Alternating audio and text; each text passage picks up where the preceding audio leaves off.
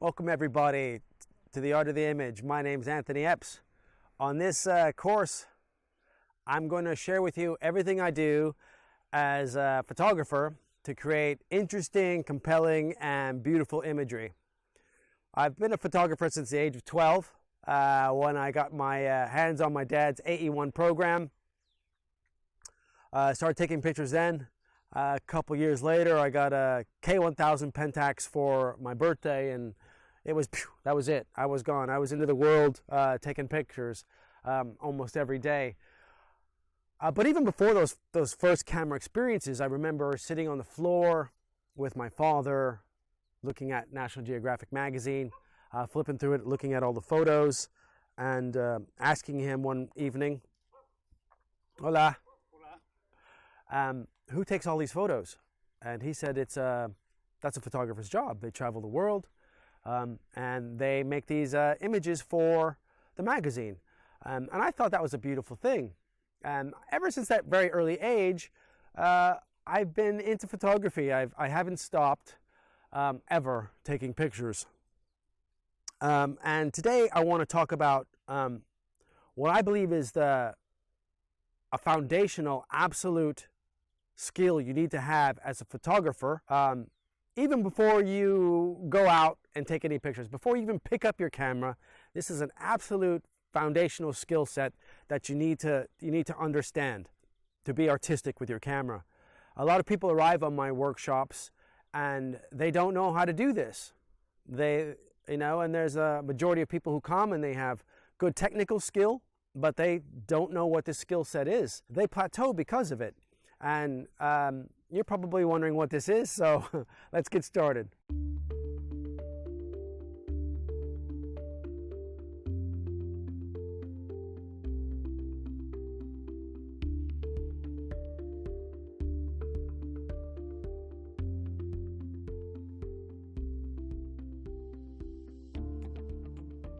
Hey everybody, it's Anthony here. Welcome to the Art of the Image. When I'm on my workshops, the first thing I usually say to my students is, like, we're all going to go to the same places, we're all going to see the same things, but I want you to bring back images to me that no one else saw, images that are unique to you. And invariably, this happens. They come back with these amazing images that I didn't see and the other students didn't see. And after this happened for a while, I got to thinking, what is it about us as individuals that allows us to perceive the world in a way that no one else can? And I think that every experience you've ever had, everything you've ever done, all the choices that you've made have led you to that one moment where you click the shutter and it's a manifestation of who you are. We are our photographs, and our photographs are us. We are what we shoot, and that's a beautiful thing. So on this course, this is my philosophy of being an artist, being a photographer, how to go out and get those shots you want every time, because it's possible. You can go out and you can get fantastic images every time you go out. You just have to be present, you have to be fearless, and you have to want it. And this is going to be fantastic.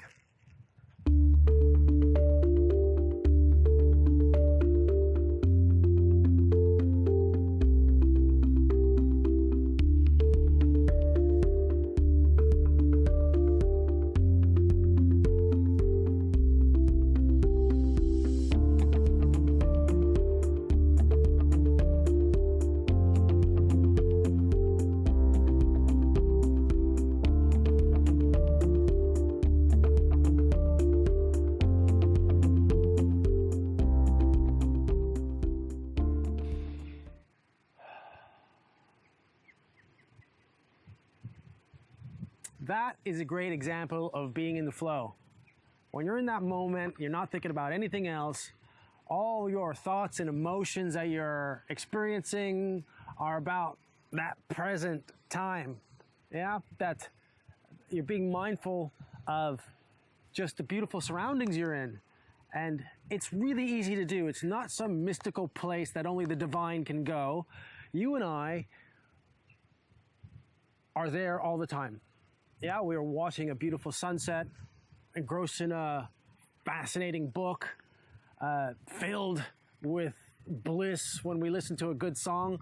And sometimes it's just sitting under a tree, letting the sun fall on your face and listening to the sound of the wind in the leaves, and that's being in the moment.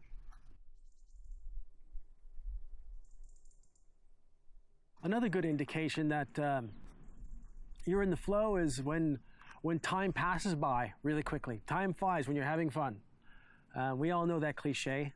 That just is just goes to show that we've been doing it for a long time, and you can do it anytime you want. And it's the place you want to be when you're taking your pictures, when you're out being a creator.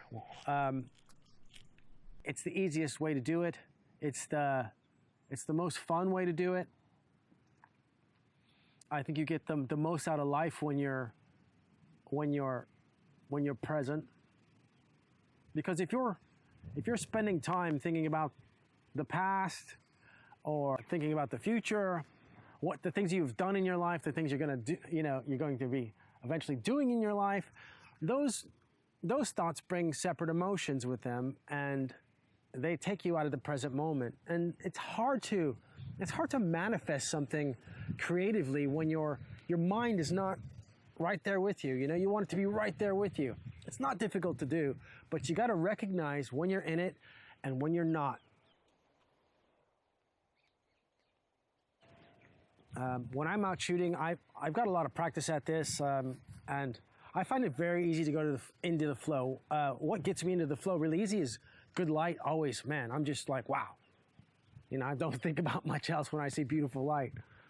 I suppose the people who demonstrate it best for me personally are musicians, because they're so outward with it physically, and guitars, rock and roll, great pianists and stuff like that, choirs. It's all very kind of outwardly in the flow. Photographers are we're not so visceral with our state of mind, but it's there because it all comes from inside. It's our thoughts and our emotions that are just associated with the present moment, not ones that we've had in the past or going to have in the future, but just right now. And when we're there, that's the creative state.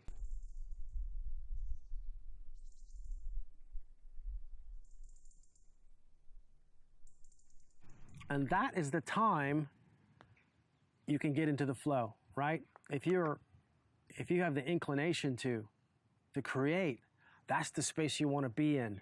It's where your intention and your attention meet. They meld together into this beautiful construct that allows you to build, to manifest your imaginations and your emotions into and meld it with your skill set to create beautiful images. Being in the flow is being present, but being creative at the same time. That's where we want to be, folks. We want to be in the flow when we're making our photos.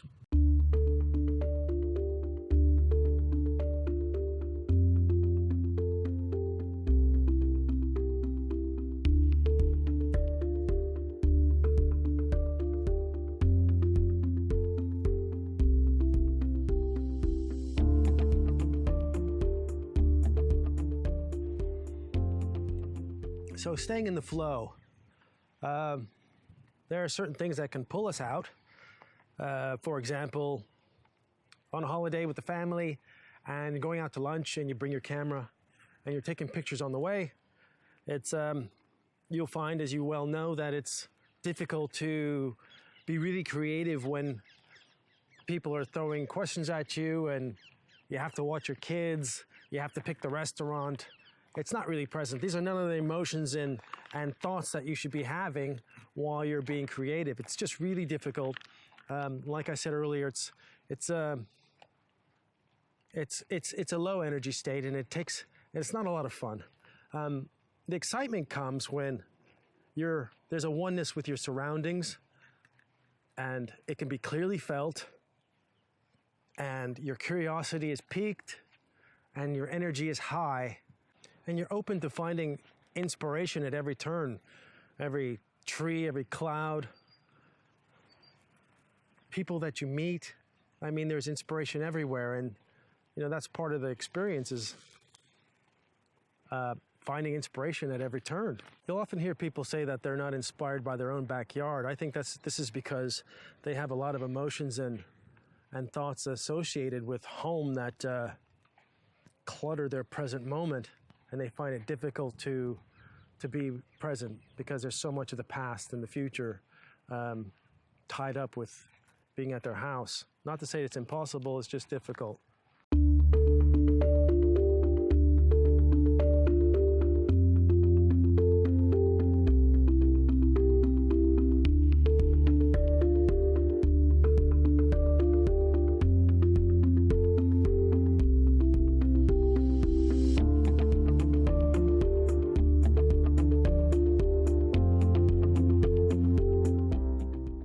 I want to show you a couple of images now that I feel really display what it's like to be present for me personally.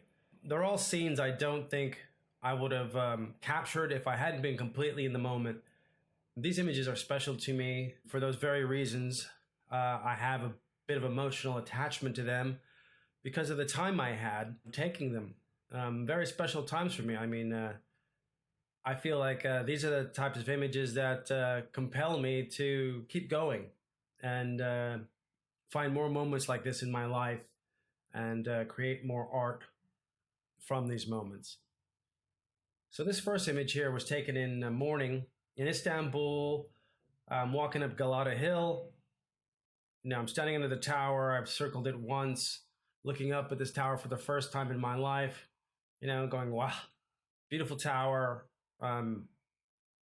Not totally fixated on the tower, but I'm in awe of the moment, and the history of the city. And I'm circling around to my right, and I see some people standing in some strong sunlight as the sun's coming up, first rays of the day kind of thing.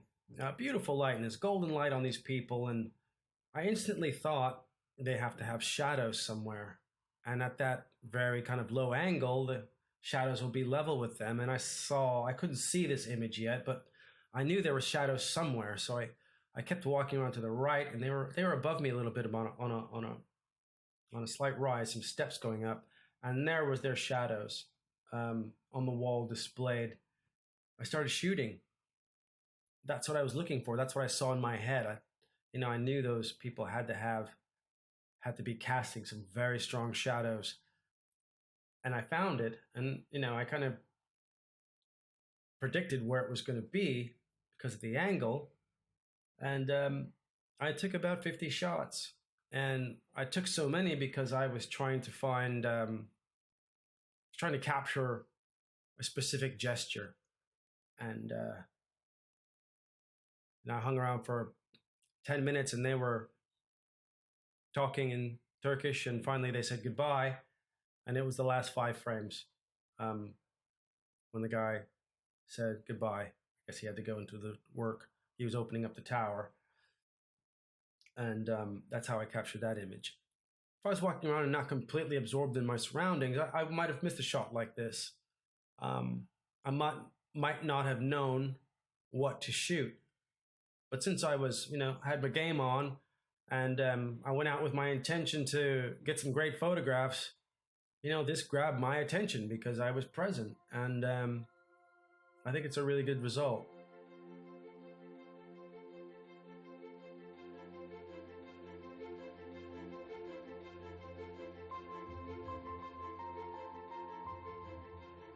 This shot is also in Istanbul, and I went out expecting a very clear morning. It's all 4 of my weather app said, no clouds anywhere. And they definitely didn't say a fast moving fog. So I would have went out if it had said that anyway, but I wasn't expecting this fog bank, and it came out of nowhere, moving really fast, and I was really, really excited to see it coming. But it was to the left of this photograph. There's another bridge. I believe it's it wasn't the Galata Bridge. It was the one further down. Can't be sure, but I saw the fog coming. It was covering half the city, and I set my tripod down, framed this shot, and just waited for the fog to come in to the frame. And I think it works for this topic because I had the presence of mind to anticipate what was going to happen, because I was completely absorbed in my environment, and I fully aware of what was going on around me. I saw the fog coming my way. I framed my shot, and then I timed it for when it was right. And I suppose 10, 20 seconds after this picture was taken, I couldn't see more than 10 feet in front of me. It was moving that fast, and it was that thick. So good timing. And I like to say I'm a bit lucky that I was there at this time. And I also got some really good shots in the fog, but with a completely different feel, kind of colorless, almost black and white, but that's another story.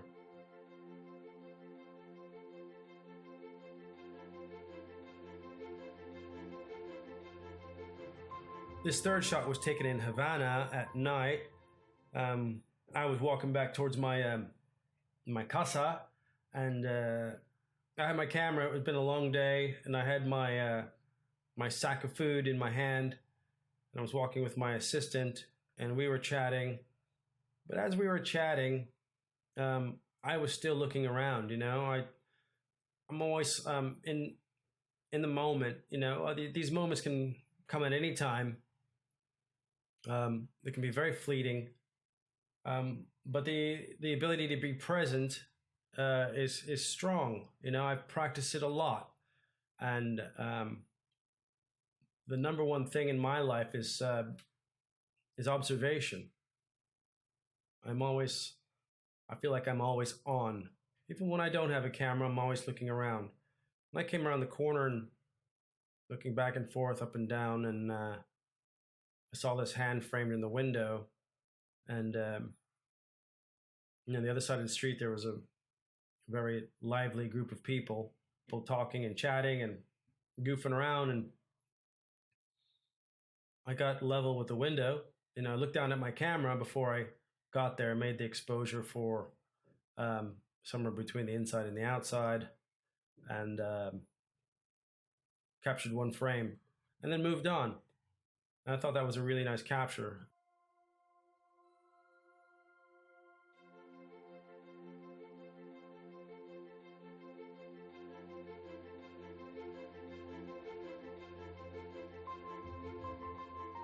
This shot was also done in Havana in my third week there. This is when the first day my assistant came, our first evening together. We were walking around. We saw the big belching black smoke coming out of a smokestack, and we're quite surprised to see that it was right next to a residential neighborhood, maybe naively so. But so we started walking towards it, and before I went to Cuba, I had the idea of a project that was based around Cuban ingenuity.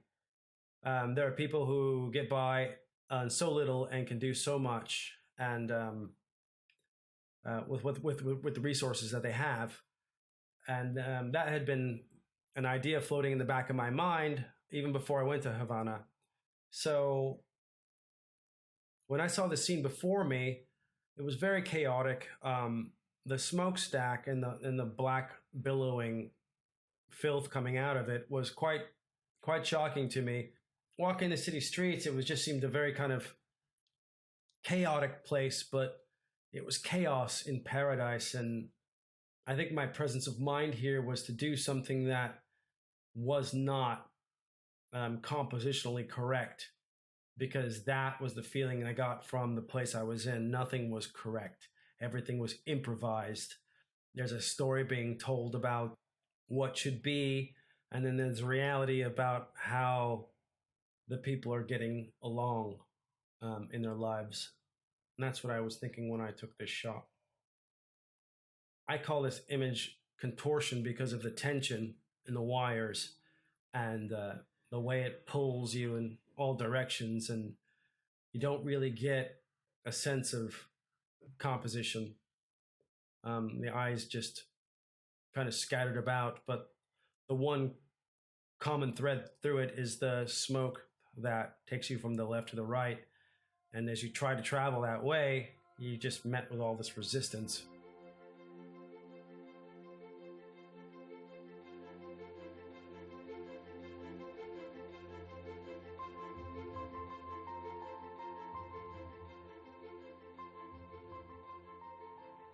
This shot was taken in Tuscany. I'm walking through the hilly Tuscan countryside, trying to be a nature photographer, which was a mistake since I'm not, but I am an artist. And I'm coming up the hill, surrounded by lots of complexity with all the lines in the trees and the road in the clouds. And, you know, nature's very hard to simplify. So after a while, I didn't try. I was just trying to find interesting subject matter in all that complexity. And I come up the hill, and I see a pair of eyes staring at me. And from that angle, it kind of looked like it almost had a tail. And I realized it was an animal hide. Lots of wild pigs around there. So this is a place from which many mammals were killed. You know, hunters hide in there and they shoot out and kill birds and pigs and whatnot. So being an animal lover, I instantly saw this as a bad thing, and a very dark, sinister type face. And here's my imagination going, right? So I'm seeing demonic, demented. I'm imagining, you know, dark elements surrounding and within this thing, and sometimes my imagination just goes crazy. So I get a nice exposure, and then I walk by it, and nobody had probably been there for a long time. But I think even though I had difficulty with the idea of being a nature photographer, I was completely absorbed in my environment. Nothing else going through my head except where I was. That allowed my imagination to run rampant, you know, and I just freed it.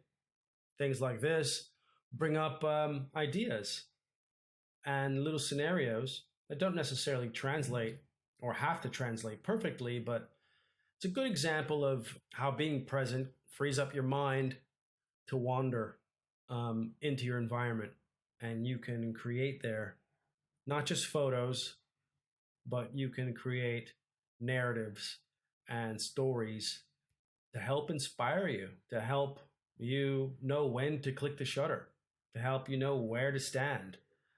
These are all very, very fun things to do, and don't discount using your imagination when you're out shooting. Yeah, and if you're using your imagination, that's a good indicator that you're being present. Yeah, you're in the moment.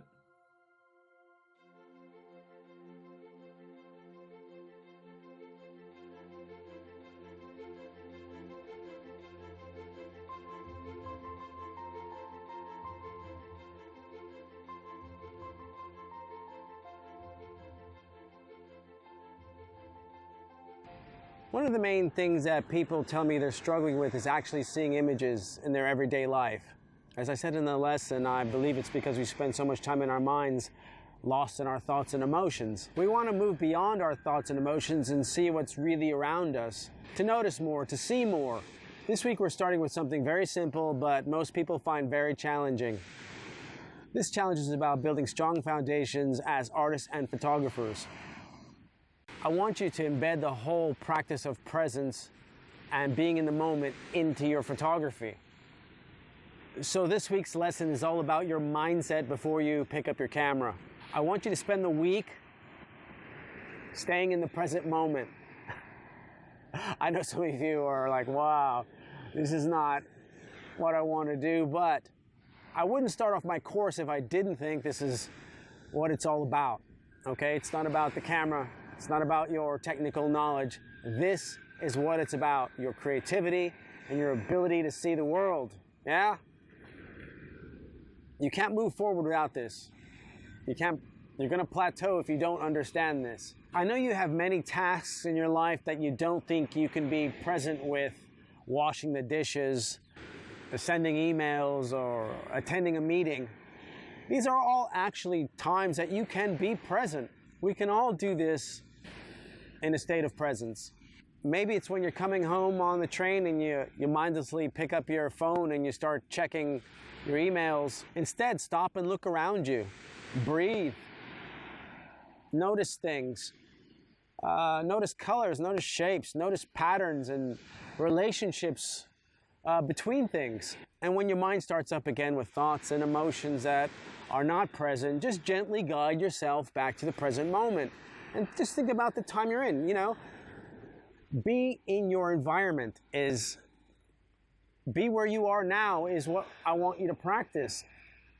I think you'll get a lot out of it. You're going to find yourself more relaxed wherever you are at the times you do this.